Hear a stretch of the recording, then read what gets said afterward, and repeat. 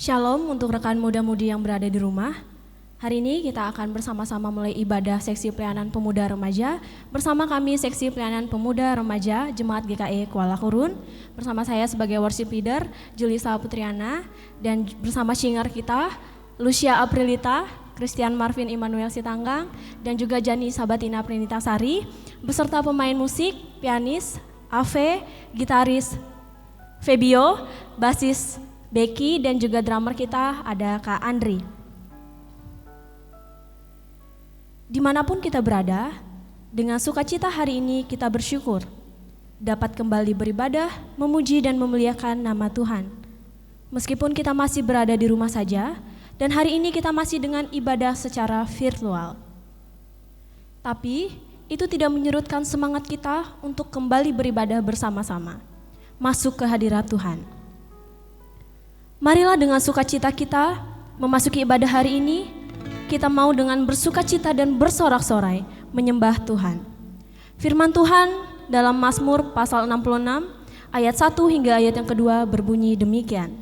Bersorak-sorailah bagi Allah, hai seluruh bumi, mazmurkanlah kemuliaan namanya, muliakanlah dia dengan puji-pujian. Mari saya ajak kita semua untuk berdiri bersama, kita memuji dan memuliakan nama Tuhan dengan bersukacita. Kita pujikan, hai Kristen, nyanyilah.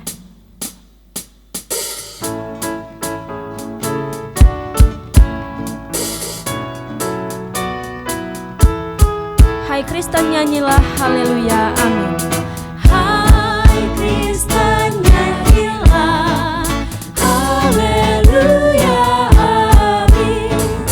Rajamu pujilah, haleluya, amin. Padukan suaramu di depan Tuhanmu, nyanyikanlah merdu, haleluya, amin. Hatimu angkatlah, haleluya, amin. Mari bersoraklah, haleluya, amin. Kita pujikan. Hatimu angkatlah, haleluya, amin. Mari bersoraklah, haleluya, amin. Tuhan sahabatku, tinggal bersamamu, kasih-Nya pun teguh, haleluya, amin. Sanjungmu kaulismu, haleluya, amin. Walaupun bah menyerbu, haleluya, amin. Mari kita pujikan bait yang ketiga. Sanjungmu kalisku, haleluya, amin. Walau bah menyerbu, haleluya, amin. Di surga yang kekal, kita menyembah-Nya, bernyanyi selamanya, haleluya, amin. Haleluya, amin. Berikan kemuliaan bagi nama Tuhan.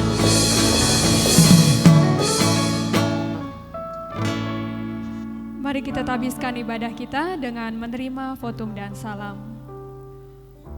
Pertolongan kita adalah di dalam nama Tuhan yang menjadikan langit dan bumi. Kasih karunia dan damai sejahtera dari Allah Bapa kita dan dari Tuhan Yesus Kristus menyertai kamu. Amin. Silakan duduk kembali.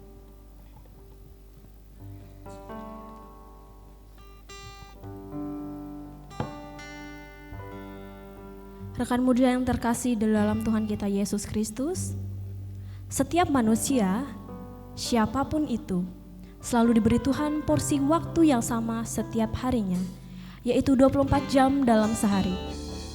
Pagi hari kita bangun, lalu beraktivitas sepanjang hari, dan beristirahat di malam hari. Dan begitu terus setiap harinya. Dalam melaksanakan aktivitas kita sehari-hari, Di manakah Tuhan dalam aktivitas kita? Berapa yang kita berikan untuk menghabiskan waktu bersama dengan Yesus dari waktu kita dalam satu hari? Adakah dalam waktu kita, dalam satu hari, kita memiliki waktu untuk mendekatkan diri kepada Tuhan, berdoa, dan mendengarkan apa kehendaknya untuk kita lakukan dalam satu hari tersebut? Ataukah kita hanya sibuk dengan urusan kita sendiri saja? Sibuk dengan memenuhi kebutuhan kita saja? Atau malah ada yang hanya menghabiskan waktu dengan menyia-nyiakan setiap detik dalam kehidupan kita dengan hal yang percuma? Apa tujuan hidupmu selama ini? Apakah hanya untuk keinginan hatimu sendiri? Atau sudahkah yang terbaik dari hidupmu yang engkau berikan untuk Yesus? Saudara terkasih, rekan muda yang berada di dalam rumah, saya ajak kita untuk menghayati firman Tuhan. Saya ajak kita untuk bersama-sama bertemu dengan Yesus. Mari kita pujikan, sudahkah yang terbaik kuberikan.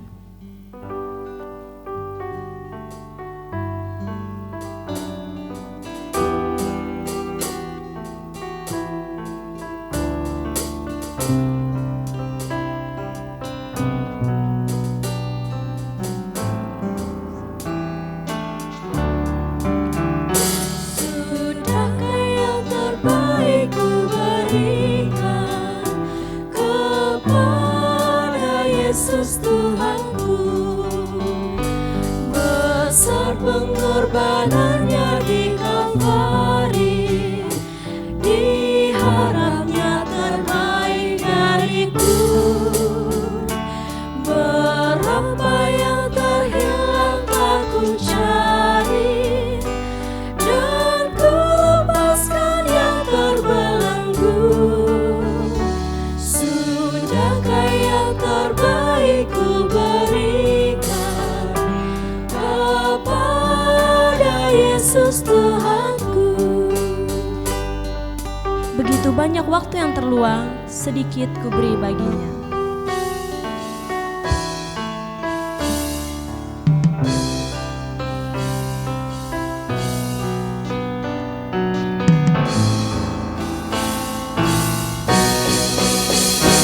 Begitu banyak waktu yang terluang, sedikit ku beri baginya.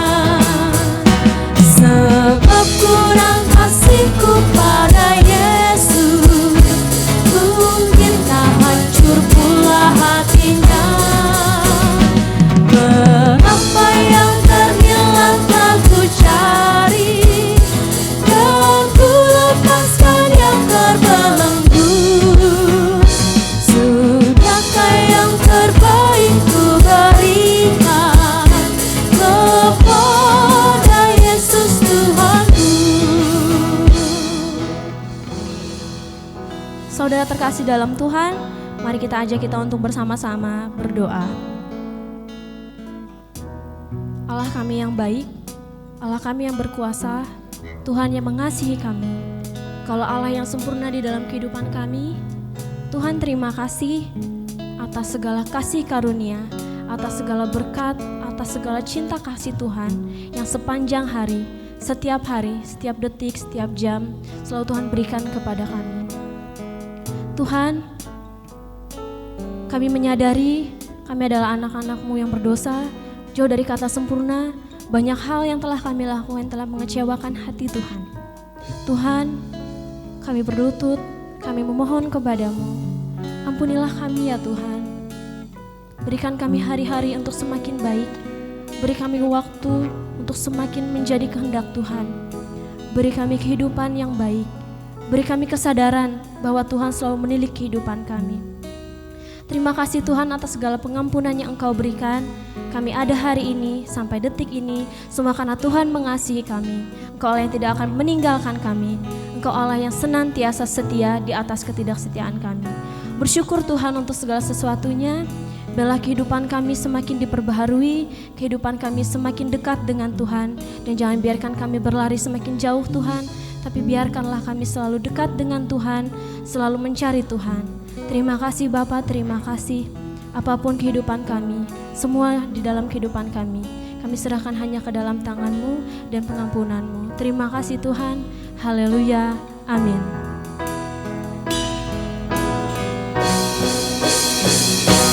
Ku tak mau lebih lama dalam jurang, ku pajak dinding yang terjal. Dunia yang akan binasa memerlukan. Yang kan binasa memerlukan perintah kasih Allah yang kekal. Berapa yang terhilang telah ku cari, dan ku lepaskan yang terbelenggu. Sudahkah yang terbaik ku berikan kepada Yesus Tuhanku.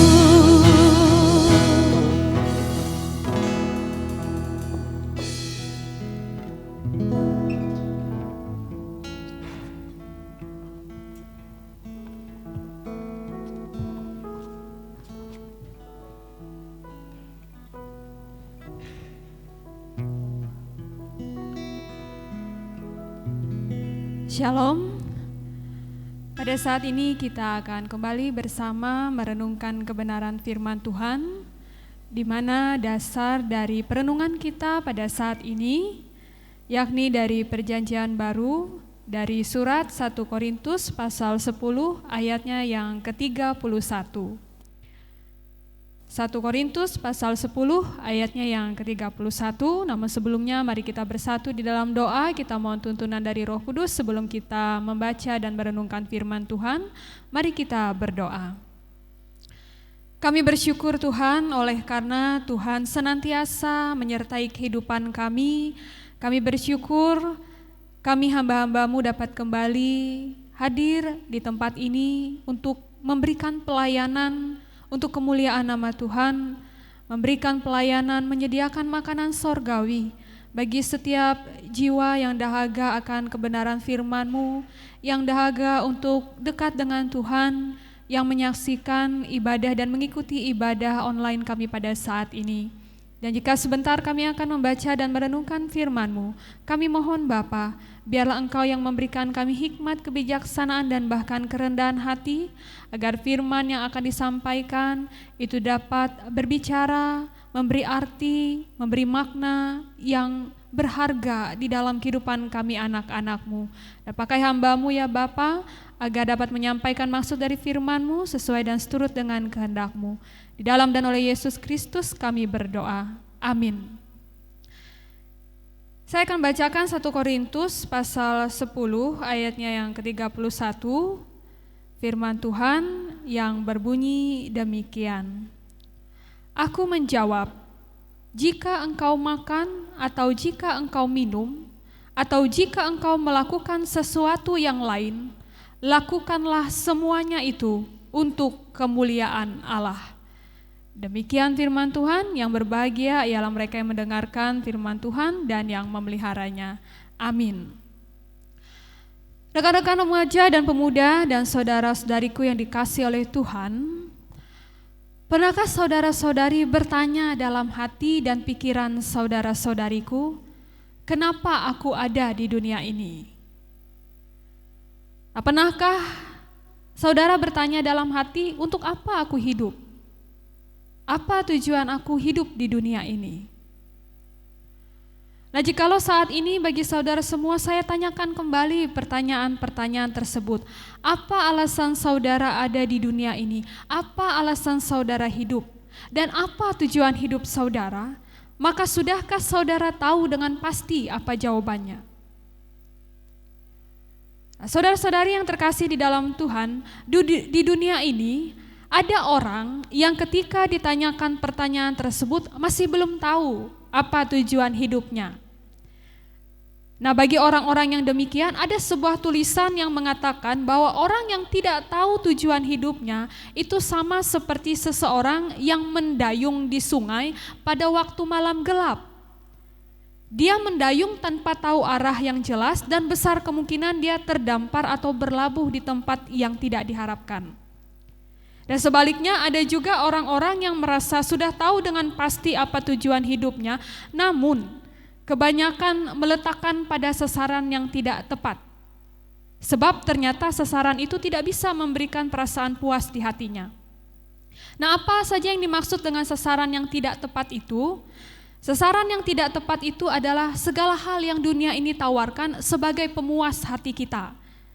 Seperti apa? Seperti pendidikan, gelar yang tinggi, kekayaan, penghormatan, kekuasaan, dan harga diri. Nah, ketika ada yang merasa bahwa tujuan hidupnya hanyalah untuk sukses, kaya, dihormati, dan punya kuasa, nah ketika dia sudah berhasil mencapainya, maka perasaan puas itu hanya akan bertahan sebentar saja. Nah, ketika waktu telah berlalu, dia akan kembali merasa biasa-biasa saja apa yang telah dicapainya, dan bahkan dia bisa kembali merasakan hampa. Nah, siapa yang pernah punya pengalaman pribadi menginginkan dengan sangat suatu barang, sampai-sampai berkata dalam hati atau mungkin orang-orang di sekitarnya, kalau saya bisa dapat barang ini, kalau saya bisa memilikinya, saya pasti akan puas. Nah, tapi sebulan berlalu dan bahkan setahun berlalu, barang tersebut akhirnya jadi biasa-biasa saja. Siapa yang pernah merasa seperti itu? Nah, seperti itu yang juga kita rasakan kalau kita menganggap tujuan hidup kita hanya untuk meraih hal-hal yang dunia tawarkan. Nah, saya beri contoh pribadi saya sendiri. Nah, saya sempat memikirkan bahwa penampilan yang menarik adalah hal yang harus saya raih dalam hidup saya. Jadi saya pikir supaya enak dilihat, ya saya harus perbaiki susunan gigi saya. Tapi pertanyaannya, ketika saya sudah pakai behel, apa hati saya puas? Tidak. Kadang-kadang mata saya manusia iri dengan orang lain yang hidungnya mancung, seperti Apin tadi kan. Nah, lalu matanya bulat besar gitu, dan wajahnya mulus. Nah, kalau secara ajaib saya bisa dapatkan 3 hal tersebut, apa saya akan puas seumur hidup? Saya yakin tidak. Sekalipun simsalabim atau karena apa, hidung saya mancung, mata saya bulat besar dan muka saya glowing, pasti saya akan terus kejar yang namanya penampilan yang menarik, memperbaiki fisik. Apa yang masih kurang pasti saya kejar, entah itu tinggi badan saya ini, atau body saya biar atletis, dan begitu seterusnya. Kapan berhenti? Baru berhenti kalau sudah mati. Nah, tua pun pasti berpikir, oh gimana biar kencang lagi muka saya, padahal sudah 70 tahun misalnya. Nah, jadi ketika ada yang merasa punya tujuan hidup, namun ternyata goal atau sasaran yang ingin diraihnya adalah hal-hal dunia, percayalah saudara-saudariku, ketika sudah mendapatkan goalnya, pada akhirnya kita manusia tetap tidak akan merasa puas dan malah tetap akan merasa hampa dalam hatinya. Nah, kalau demikian, apa yang seharusnya jadi tujuan utama kita, secara khusus orang-orang Kristen, supaya bisa merasakan kepuasan dalam hidupnya? Nah, ada sebuah buku yang berjudul, kalau saudara-saudari suka membaca buku, ada sebuah buku yang berjudul The Purpose Driven Life, atau dalam bahasa Indonesianya, Hidup yang Digerakkan oleh Tujuan, itu ditulis oleh Rick Warren. Nah, dia menjelaskan bahwa kehadiran orang-orang Kristen di dunia ini jauh lebih besar artinya dari hidup hanya untuk mengejar prestasi pribadi, hanya untuk mengejar karir, ambisi, dan bahkan membangun keluarga. Ada tujuan yang paling utama dari kehadiran saya dan saudara di dunia ini. Dan untuk tahu tujuan utama tersebut, kita harus tahu dulu siapa yang menghadirkan kita di dunia ini. Dan sebagaimana yang kita Kristen sudah ketahui dan percayai, bahwa kita ada di dunia ini adalah karena kehendak Allah, maka kehendak Allah itu yang harus kita cari tahu. Kenapa saya ada di dunia? Kenapa saudara ada di dunia? Apa kehendak Allah? Dan supaya tahu, ya tidak lain selain dari membaca kitab suci. Dan dari pembacaan tadi 1 Korintus 10 ayat 31 mengatakan, jadi entah kamu makan atau minum, apa saja yang kamu lakukan, lakukanlah semuanya itu untuk kemuliaan Allah. Dari ayat ini kita sudah melihat bahwa kita diciptakan ke dunia ini bukan karena Tuhan memerlukan kita. Itu yang harus kita ingat. Tuhan tidak perlu kita. Kalau Tuhan memerlukan kita, maka Dia tidak layak disebut sebagai Tuhan. Sebab Tuhan Maha Kuasa, Dia tidak bergantung pada siapapun dan apapun. Nah, di satu sisi ayat ini juga menunjukkan bahwa kehadiran kita bukan kebetulan atau karena kecelakaan atau ketidaksengajaan. Malah dengan sengaja Tuhan Allah memilih kita untuk ada di dunia ini. Dan tujuannya adalah supaya lewat hidup kita, lewat kelahiran kita dan bahkan kehadiran kita di dunia, kita memuliakan Allah. Jadi bagaimanapun latar belakang kita, keadaan keluarga kita, pendidikan dan bahkan karir yang kita jalani, tujuan kita sama, yaitu untuk memuliakan Allah. Ketika kita menyadari dengan sungguh-sungguh, bahkan menaruh dalam hati dan pikiran kita, bahwa saya diciptakan Tuhan, dihadirkan Tuhan ke dunia ini, supaya menjadi salah satu ciptaannya yang memuliakan Dia, maka kita akan melihat hidup kita, dan juga menjalani hidup kita dengan cara yang berbeda. Saya akan menceritakan sebuah cerita nyata. Ada sebuah cerita dari seorang tokoh Kristen namanya Eric Liddell. Bisa saudara baca di Wikipedia, di internet. Nah, Eric Liddell ini adalah seorang muda yang berbakat dalam bidang atletik. Dalam kehidupan perkuliahannya di Universitas Edinburgh, Skotlandia, dia pemegang rekor kejuaraan lomba lari 100 yard atau 91,44 meter. Dalam kurun waktu singkat dia jadi bintang universitas di bidang atletik dan namanya jadi pusat perhatian di seluruh Skotlandia dan bahkan seluruh kerajaan Britania atau kerajaan Inggris karena prestasinya yang luar biasa dalam berbagai kejuaraan atletik internasional. Nah, karena prestasinya, dia pun mewakili Skotlandia untuk mengikuti lomba lari di spesialisasinya yaitu dengan jarak 100 yard di Olimpiade tahun 1942 di Paris. Namun saudaraku, di arena Olimpiade tersebut Eric mengejutkan dunia. Dia menolak bertanding di arena 100 yard karena pertandingannya dilaksanakan pada hari Minggu. Eric memegang teguh keyakinannya untuk menguduskan hari Minggu sebagai hari Tuhan, hari untuk dia beribadah dan bersekutu dengan Tuhan. Dan saudara-saudari, keputusan Eric mendapat kritikan tajam dari khalayak ramai. Publik menuduh dia tidak patriotik karena menyebabkan hilang kesempatan bagi Skotlandia untuk meraih medali emas. Tapi Eric tetap konsisten pada pendiriannya, dia tidak mau ikut perlombaan karena itu hari Minggu. Dan akhirnya Eric pun mengikuti pertandingan lari tapi dengan jarak 400 yard atau 365,76 meter yang bukan spesialisasinya. Tapi dia, ya saya ikuti itu saja karena dilaksanakan pada hari biasa bukan hari Minggu. Nah, sebelum dia mengikuti pertandingan tersebut, salah satu pelatihnya menyelipkan kertas kecil untuk Eric dengan kutipan tulisan dari 1 Samuel 2 ayat 30 yang berbunyi demikian. Siapa yang menghormati aku di sini maksudnya Tuhan, akan kuhormati. Semoga berhasil dan selamat berjuang. Pesan pelatihnya di secari kertas. Ternyata saudara-saudariku, penolakannya untuk lari di cabang 100 yard karena dilaksanakan pada hari Minggu sebagai bentuk kepatuhannya kepada Tuhan Allah Bapa, diberi ganjaran Tuhan, di mana Tuhan membuat Eric berhasil memenangkan medali emas dengan lari jarak 400 yard.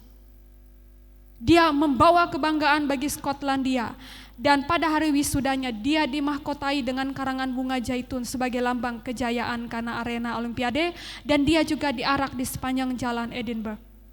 Eric sangat populer, ceritanya belum selesai. Dengan ketenarannya segala macam pintu keberhasilan duniawi terbuka baginya. Namun kesungguhan Eric untuk mempersembahkan hidupnya untuk memuliakan Allah ditunjukkannya dengan menerima panggilan Tuhan untuk jadi misionaris ke Cina. Dia ikuti jejak ayahnya dan kakak tertuanya jadi misionaris. Jadi hatinya penuh dengan belas kasihan terhadap orang-orang yang belum mengenal Yesus. Hatinya yang penuh dengan belas kasihan itu memotivasi Eric untuk giat bersaksi tentang Yesus dalam kehadirannya di Cina. Di Cina dia bekerja sebagai guru ilmu pengetahuan dan dia gunakan kesempatan itu untuk mengajar dan juga memperkenalkan Yesus sebagai murid-muridnya. Bahkan saudara-saudariku, sekalipun pada tahun 1937 Jepang mulai melakukan invasi ke Cina, dia tidak meninggalkan Cina. Dengan segala upaya, dia tetap tinggal membantu para korban. Dan ketika tahun 1941, pemerintah Inggris meminta seluruh warganya kembali ke Inggris karena keadaan di Cina sangat berbahaya. Dengan doa dan pergumulan yang luar biasa, akhirnya dia memutuskan menyuruh istrinya yang sedang mengandung 2 bulan dan kedua putrinya saja untuk pulang ke Kanada. Dia tetap bergabung dengan kakak tertuanya Rob yang adalah dokter untuk tetap tinggal di Cina dan melayani orang-orang miskin. Dan sekalipun pada akhirnya dia ikut ditangkap oleh pasukan Jepang untuk dimasukkan ke dalam kamp tahanan, dia tetap melayani di kamp tersebut. Erik tetap memberitakan tentang Yesus dan dia mengajarkan kepada rekan-rekannya sesama tahanan, jangan benci orang Jepang, ampuni mereka, doakan mereka. Dan pada saat ada kesempatan bagi dia untuk bebas, di mana namanya masuk ke dalam daftar POW atau pertukaran tahanan, Erik memilih menolak untuk ditukar. Dan dia beri posisinya untuk bisa ditukar dengan seorang wanita hamil yang juga ditahan pada saat itu supaya bisa dibebaskan. Dan Erik menjadi salah satu orang barat yang memiliki tempat di hati pemerintah Cina yang kita tahu sangat sulit dan tertutup. Dan sekalipun karena pelayanannya dia mengalami penurunan kesehatan dan dia meninggal di kamp 5 bulan sebelum pembebasannya, namun Erik tetap setia melayani sampai mati. Nah, dari cerita ini kita melihat ketika seorang Kristen sudah tahu apa tujuan utama hidupnya, apa tujuan dia bangun di pagi hari, apa tujuan dia makan dan minum, apa tujuan dia menjalani harinya, yakni adalah untuk memuliakan Allah, maka seseorang tersebut akan melihat dan menjalani hidupnya dengan cara yang berbeda. Ketika dia dapat meraih kesuksesan, maka itu bukan untuk pemuasan dan kebanggaan diri, tapi akan dijadikannya sebagai alat untuk memuliakan Allah. Namun ketika ada situasi yang tidak nyaman yang harus dia hadapi, dia tidak akan kehilangan damai sejahtera di hatinya. Dia akan tetap bisa bersinar, tetap bisa memuliakan Allah, bahkan di saat tersulit kehidupannya. Jadi apa tujuan hidup saudara-saudari semua? Cita-cita kita boleh berbeda. Cita-cita itu ditaruh Tuhan dalam hati kita. Tapi sekalipun cita-cita kita berbeda, tapi tujuan kita sebagai orang Kristen harus tetap sama, memuliakan Allah lewat hidup kita. Saya cita-cita jadi pendeta, jadi saya harus memuliakan Tuhan dengan panggilan saya. Ketika Anda punya cita-cita jadi guru, jadi dokter, tenaga kesehatan, jadi polisi, jadi pengusaha, jadi apapun cita-cita Anda, kejar itu. Tapi ketika mengejarnya adalah dengan tujuan untuk memuliakan Allah. Saya ingin jadi guru yang mengajarkan kepada murid-murid bagaimana orang Kristen yang memuliakan Allah. Saya ingin jadi tenaga kesehatan, apalagi di situasi sekarang. Sekalipun banyak orang menjauhi saya, sekalipun banyak orang tidak mau dekat dengan pasien positif COVID-19, saya tetap akan berusaha melayani untuk memuliakan Allah. Itu yang harus kita kejar. Apapun keadaan hidup kita, apapun cita-cita, apapun karir Anda ke depan, jalani itu, tapi dengan tujuan untuk memuliakan Allah. Ketika itu yang kita pikirkan, maka kita akan menjalani hari dengan yang berbeda. Bangun tidur, kita tidak akan menggerutu saja. Ketika makan, tidak makan asal-asalan saja. Tidak ikut-ikutan orang yang viral di YouTube yang mukbang makan sebanyak-banyaknya. Tapi dia akan berpikir, orang Kristen ya akan berpikir bagaimana saya bagi makanan sebanyak-banyaknya untuk orang lain. Itu yang harus kita pikirkan dalam kehidupan kita. Bagaimana hidup saya, kehadiran saya adalah untuk memuliakan Allah. Maka kita akan berbeda. Saat senang kita tetap bersyukur, saat sulit kita tetap bisa jadi berkat. Jadi biarlah firman Tuhan ini memberikan pencerahan bagi yang belum tahu apa tujuan hidupnya. Ini tujuan hidup kita orang Kristen. Apapun pekerjaan, keadaan hidup kita, kita harus memuliakan Allah. Baik yang terlihat oleh orang maupun yang tidak terlihat. Baik ketika di tengah orang lain maupun ketika sendiri. Jadikan hidup kita sebagai kemuliaan bagi nama Allah.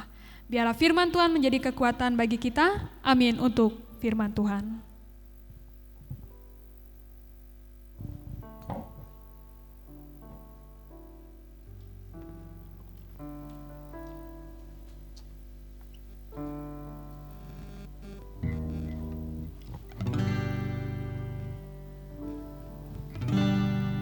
Rekan muda yang terkasih oleh Tuhan kita Yesus Kristus, kita bersyukur telah disampaikan firman Tuhan oleh Ibu Pendeta Tehila Toda STH.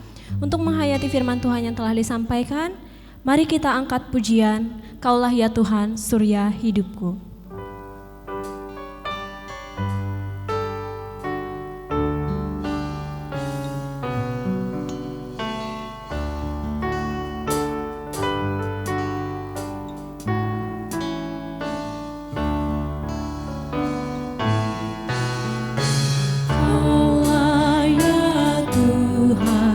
Surya hidupku, asal kau ada yang lain tak perlu. Siang dan malam engkau ku kenang, di hadiratmu jiwaku tenang.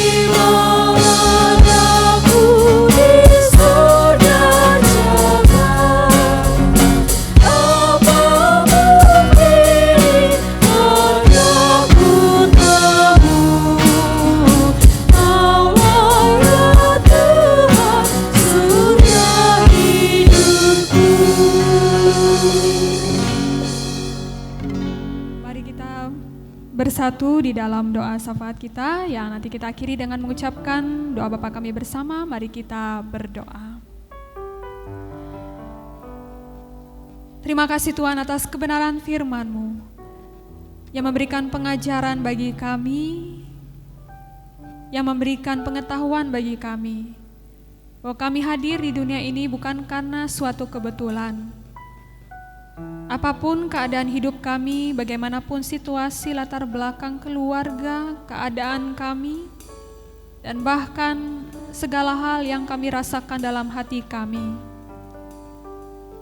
sekalipun berbeda satu dengan yang lainnya, tujuan kami umat-Mu satu, yaitu kami hadir, kami lahir adalah untuk memuliakan Engkau ya Tuhan dalam kehidupan kami.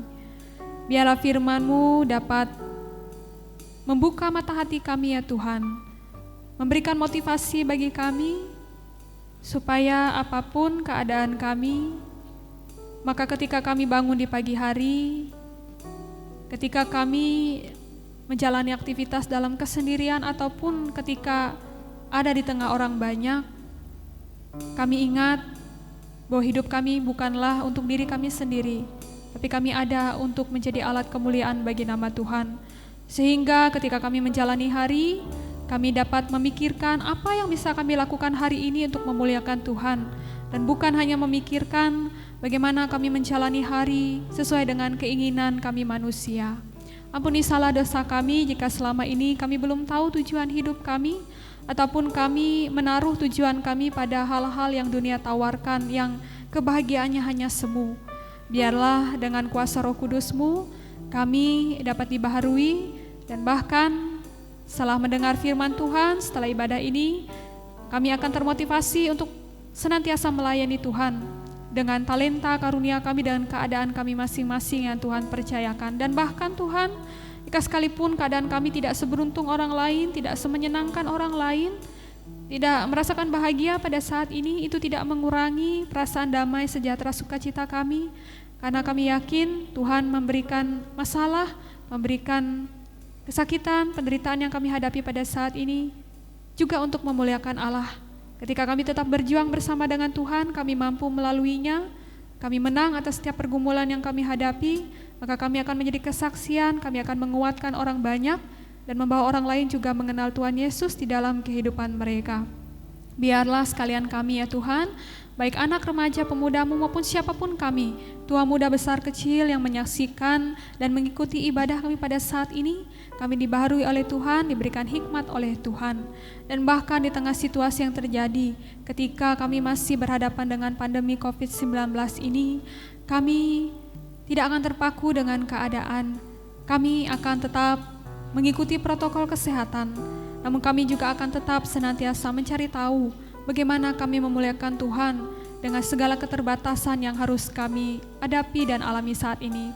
Terlebih bagi anak muda remaja-Mu yang masih dan berpemikiran masih muda, masih luas, biarlah dengan keadaan saat ini memberikan ide-ide dan juga segala bentuk kreativitas dalam hidup mereka untuk dapat memikirkan bagaimana untuk mewartakan tentang Tuhan lewat setiap kreativitas mereka, dengan mereka bukan hanya menghabiskan waktu untuk game saja ya Tuhan, atau hanya untuk bermalas-malasan, tapi mereka dapat berbagi cerita tentang Tuhan, baik lewat media sosial kami maupun lewat konten-konten YouTube yang saat ini mungkin ada yang menggelutinya. Dan biarlah dengan kami mendengarkan firman Tuhan, apapun bentuk kreativitas yang ada dapat kami lakukan dengan semangat kami berikan untuk memuliakan nama Tuhan.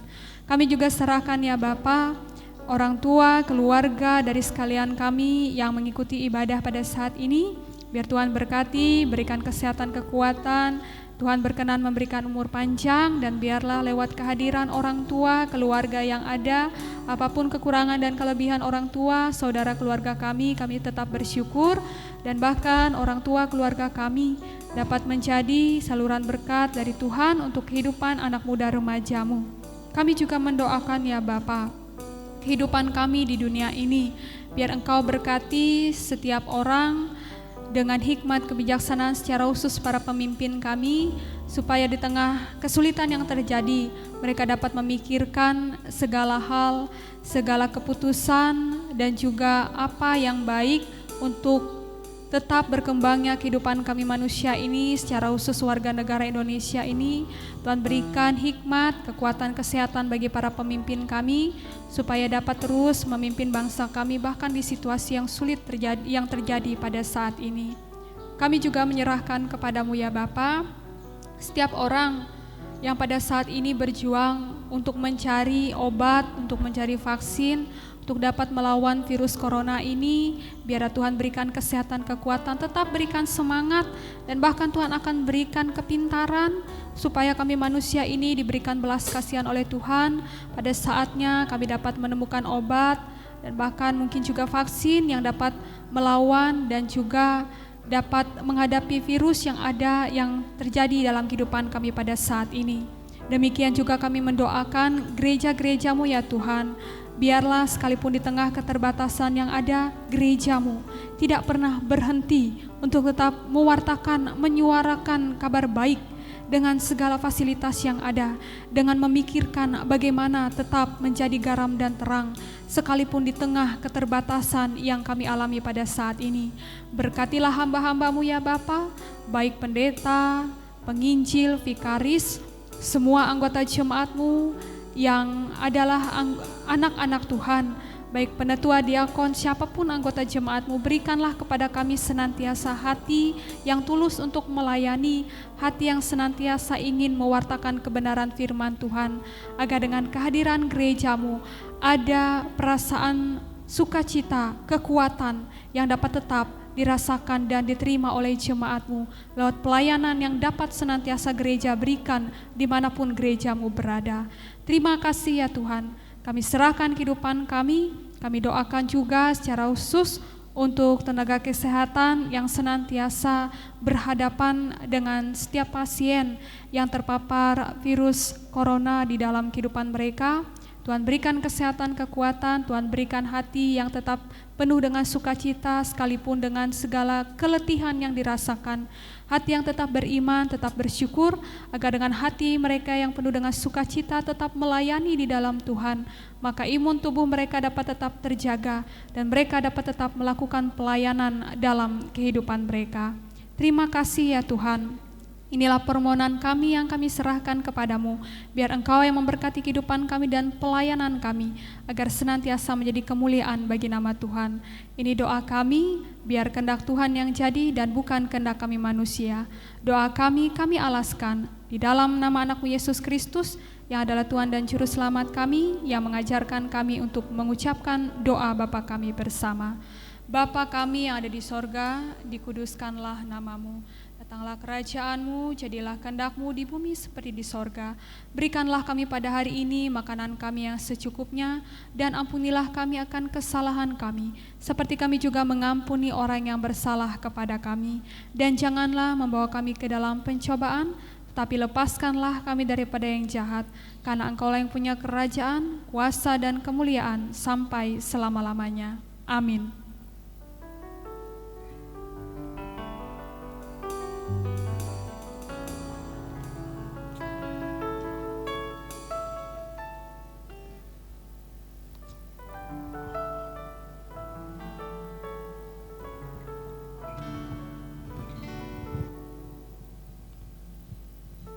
Pada saat ini kita diajak untuk memberikan persembahan dengan mengimani firman Tuhan di Mazmur pasal 4 ayat yang ke-6 yang berkata demikian, "Persembahkanlah korban yang benar dan percayalah kepada Tuhan." Marilah kita memberikan persembahan dengan kesadaran bahwa apapun yang kita miliki itu semuanya adalah pemberian dari Tuhan, dan Tuhan akan selalu mampu mencukupkan segala keperluan kita, sekalipun kita tetap berbagi dengan sesama dan bahkan untuk melakukan pekerjaan Tuhan di tengah dunia ini. Maka persembahkanlah seberapapun yang kita mampu dari yang kita dapatkan dari Tuhan. Bagi yang mengikuti ibadah online ini yang bukan anggota SPRP Jemaat GKI Kuala Kurun dapat memberikan persembahan syukur untuk gerejanya masing-masing. Dan bagi anggota remaja pemuda Jemaat GKI Kuala Kurun dapat transfer ke rekening SPRP Jemaat GKI Kuala Kurun, atau dapat pula diberikan setiap akhir bulan di amplop kepada petugas yang telah ditugaskan untuk mengumpulkan di wilayah tempat tinggalnya masing-masing. Mari kita berdoa untuk persembahan yang akan kita berikan. Tuhan Yesus, kami bersyukur karena Engkau sungguh luar biasa. Engkau mengaruniakan bagi kami berkat, kasih dan karunia yang akan kami berikan kepadamu pada saat ini. Tuhan, kami mohon Engkau memberkati persembahan ini yang bersumber dari orang tua kami. Tolong Engkau berkati pekerjaan ayah dan ibu kami, apapun yang mereka lakukan, biarlah semuanya dapat menjadi kepujian dan kemuliaan bagi nama Tuhan. Dan bagi teman-teman yang telah bekerja, tolong Tuhan berkati, berikan mereka hikmat agar dapat bekerja dengan baik dan benar dan diberkati oleh Tuhan. Terima kasih Tuhan, dalam nama anak-Mu kami berdoa dan mengucap syukur. Haleluya, amin. Mari kita memberikan persembahan dengan sukacita, dengan iringan pujian. Terima kasih ya Tuhanku.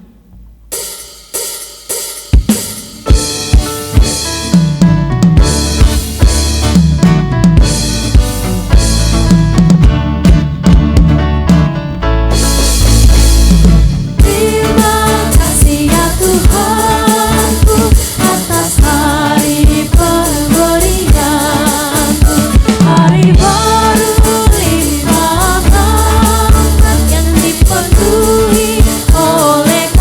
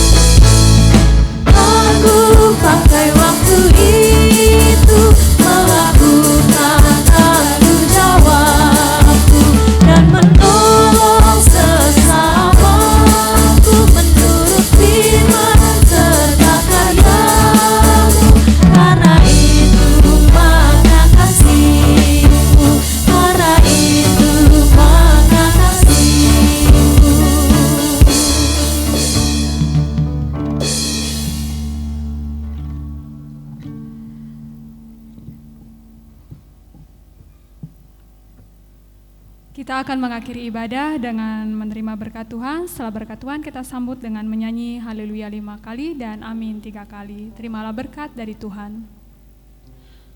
Tuhan memberkati engkau dan melindungi engkau.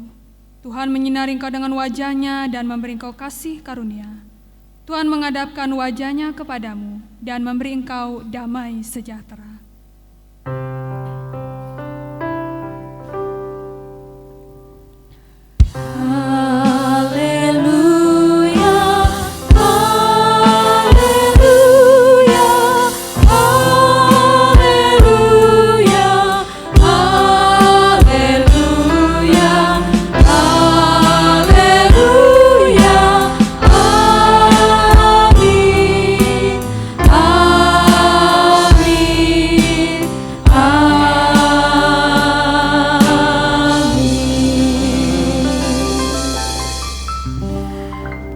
Ibadah kita telah selesai. Salam kasih dari kami, SPRP Jemaat GKI Kuala Kurun. Sampai bertemu di ibadah kita di minggu selanjutnya. Tuhan memberkati.